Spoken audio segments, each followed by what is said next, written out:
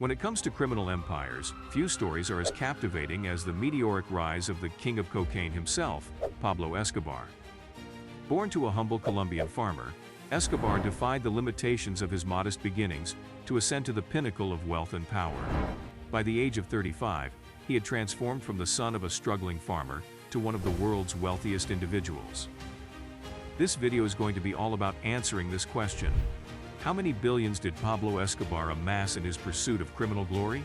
From 1987 to 1993, Pablo Escobar was on Forbes' list of international billionaires for 7 years in a row. He was named the 7th richest man in the world in 1989. For those who are living under a rock and have no clue about who Escobar was, Pablo Emilio Escobar Gaviria, a Colombian drug lord, narco-terrorist, and political figure, was the brains behind the Medellin cartel and earned the title, the King of Cocaine. His immense wealth and influence make him one of the wealthiest criminals in history. To grasp the extent of his influence, it's crucial to recognize that during the 1980s and early 1990s, Pablo Escobar's drug cartel dominated the cocaine trade in the USA, commanding a staggering 80% of the global market. While precise details of his fortune remain elusive, Business Insider estimates Escobar's wealth to surpass $30 billion, underscoring the magnitude of his economic impact and the unparalleled scale of his criminal enterprise. But how did he make that much money? Imagine $30 billion. That would be approximately $70 billion as of now. Pablo Escobar's ambitions were primarily centered within the borders of his homeland, envisioning himself as a local icon or hero, with little concern for the outside world beyond its potential as a lucrative income source. Despite his focus on internal matters, global exposure began to cast a shadow on the once anonymous narco-trafficking underworld, disrupting its efforts to remain discreet and elusive. In July 1989, Escobar made a significant entry into the pages of Forbes for the third consecutive year, securing the 20th spot with an estimated $3 billion in profits from the thriving cocaine trade. This marked the beginning of his 7-year presence on the Forbes list, coinciding with a period of heightened violence, bloodshed, and accusations. Government agencies had been aware of key players in the Colombian drug trade since the mid-1970s, and by the 1980s, it was presumed that many of these individuals were forming alliances. The cocaine cartel, initially labeled as such, witnessed alarming growth, with approximately 80% of its consumer base residing in the insatiable U.S. market. While Escobar's name had only recently made headlines in North American newspapers, in Colombia, he had long been a well-known and formidable figure.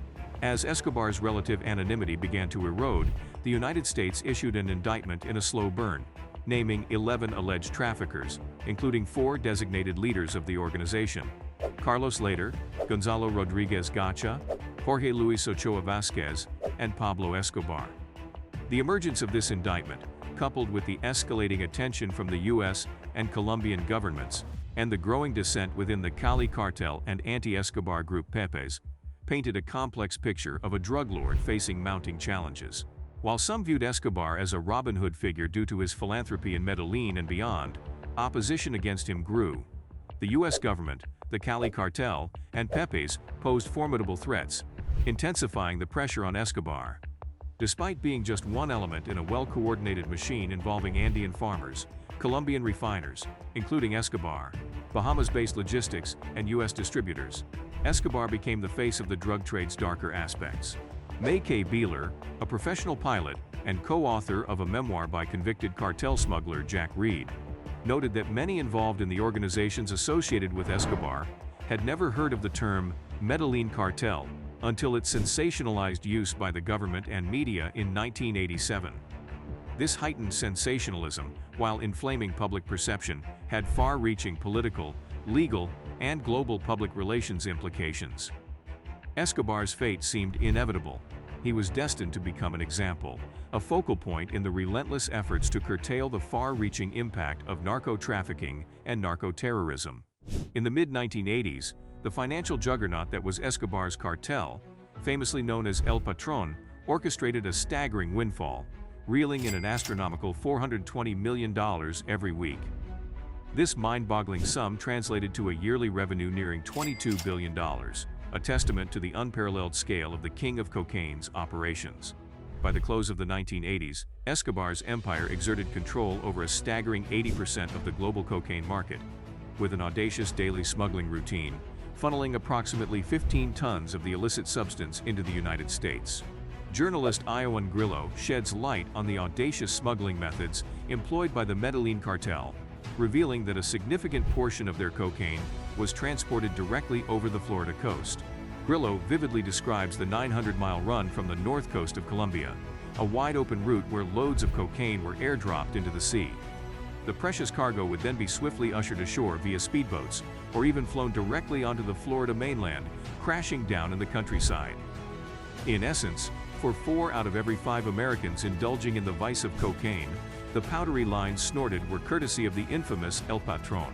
The colossal profits, estimated at a jaw-dropping $2.1 billion loss each month, underscored the mind-bending magnitude of Escobar's financial empire.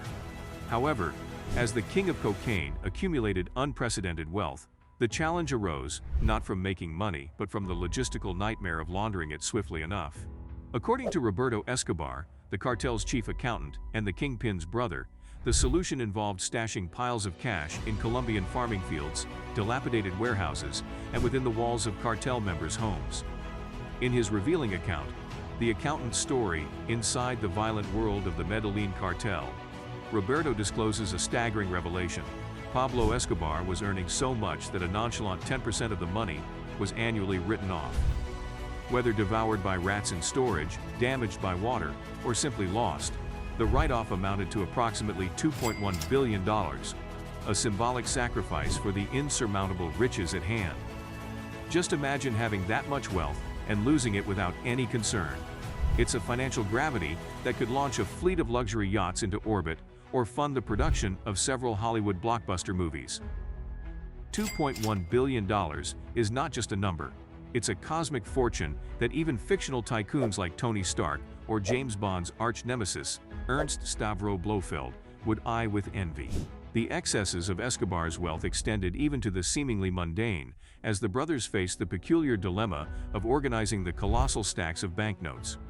Enter the inconspicuous yet essential rubber band, an item that, according to Roberto Escobar, incurred a monthly expense of $2,500 for the Medellin cartel. That's roughly the cost of a high-end gaming laptop or the price of a luxurious vacation for many. In the world of criminal enterprises, even the seemingly mundane expense towards rubber bands added up to a sum that could rival the monthly rent of a lavish penthouse in a bustling city. The opulent excesses of Pablo Escobar's wealth transcended conventional bounds, and his financial exploits took on surreal dimensions, as illustrated by a captivating anecdote recounted by his son, Juan Pablo, now known as Sebastián Marroquín. In an interview with Don Juan magazine in 2009, Marroquín provided a glimpse into life on the run with the king of cocaine. Nestled in a clandestine hideout in the Medellin mountainside, Escobar's family faced an unexpected challenge when his daughter Manuela fell victim to the biting cold. In a moment that epitomizes the eccentricity of his affluence, Escobar made a decision both unconventional and extravagant.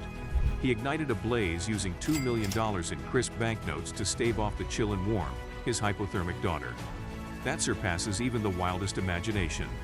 This audacious act was merely one facet of Escobar's complex persona, earning him the moniker Robin Hood for his unconventional benevolence.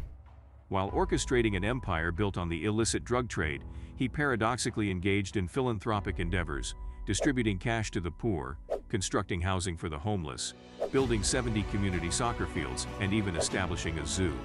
Escobar's audacity extended beyond such gestures. In 1991, he negotiated an extraordinary deal with the Colombian government, opting for imprisonment in a facility of his design, dubbed La Catedral, the cathedral. The terms of this unparalleled agreement granted Escobar unprecedented privileges: the authority to select fellow inmates, manage his cartel business, and receive visitors. La Catedral, equipped with a soccer field, barbecue pit, and patios, symbolized the epitome of luxurious incarceration. Situated within a 3-mile radius devoid of Colombian authorities, it served as a testament to the surreal world crafted by the king of cocaine. Escobar's existence, characterized by both ostentatious extravagance and criminal cunning, defied the boundaries of conventional understanding. With this, we have reached the end of the video, and here is some food for thought. What do you think Pablo Escobar would have achieved if he were alive now? Leave your answers in the comments, like this video, and subscribe to our channel.